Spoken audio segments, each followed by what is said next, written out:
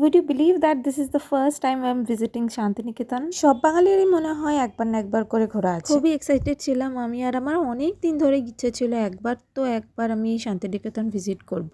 আর আমার সিরিয়াসলি ওখান থেকে ফিরে আসতে একদম ইচ্ছে করছিল না। তারপর কি সকাল সকাল টোটো বুক করে বেরিয়ে পড়লাম। প্রথমেই আমরা এসেছিলাম রবীন্দ্র ভবনে, যেহেতু ফোন অ্যালাউ নেই তাই আমি ভেতরে কিছু রেকর্ড করতে পারিনি। তারপর আবার বেরিয়ে পড়লাম ঘুরতে। আমরা সারাদিনের জন্য একটা টোটো বুক করে নিয়েছিলাম ওখানে, আর সে বলেছিল আমাদেরকে প্রত্যেকটা জায়গা সুন্দর করে ঘুরিয়ে নেবে টাইমের মধ্যে। আমাদের টাইমিংটা ছিল 9টা থেকে 6টা অবধি।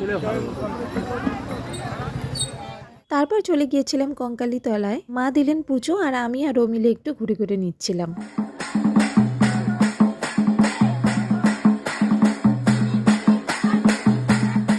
জিনিসটা করতে অনেককে দেখেছিলাম, তো আমার খুব ইচ্ছে ছিল যে আমি একবার হলেও ওখানে গিয়ে এই ডান্স স্টেপগুলো তো করবই। আর খেয়েছিলাম এই আম পোড়াটা, মানে এত ভালো, আমি প্রায় 3-4 গ্লাস তো ওখানে খেয়েইছি দাঁড়িয়ে। ওখানে একটা জিনিস আমাকে খুব অ্যাট্রাক্ট করেছে যে ওখানকার বাড়িঘর যে রয়েছে তার নামগুলো এত সুন্দর সুন্দর নাম, সব কিছু রবীন্দ্রনাথের রিলেটেড। এত সুন্দর ওখানের পরিবেশটা ছিল। এখানে ঘুরতে ঘুরতে এখানকার গাছ, খোলা আকাশ, লাল মাটি সবগুলোই যেন একটা অন্যরকম ফিলিংস দেয়। আর যেহেতু হাজব্যান্ড অ্যান্ড শ্বশুর শাশুড়ির সাথে এসেছি তাই ফিলিংসটাও আরও অন্যরকম। তারপর আমরা গেলাম লাঞ্চ করতে। খাওয়া দাওয়া শেষে গেলাম আমরা সোনাঝুরির হাটেও। ওখানে অ্যাকচুয়ালি আমাদের ক্যাম্পাসেও যাওয়ার কথা ছিল, কিন্তু সময় যেহেতু কুলাচ্ছিল না সেহেতু আমরা যেতে পারিনি, তাই আমরা সোনাঝুরির হাটে গেলাম।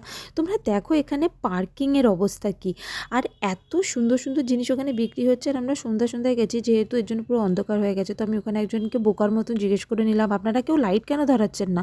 তোরা বললো আমাদের এখানে লাইটের সিস্টেম নেই, আমরা এরকম টর্চ ধরিয়েই সব বিক্রি করি। বাই দ্য ওয়ে আমি ওখানে গিয়েও ডান্স করেছি। তো আজকের জন্য ভিডিওটা এইটুকুই, দেখা হচ্ছে নেক্সট ভ্লগে। নাও বাই বাই।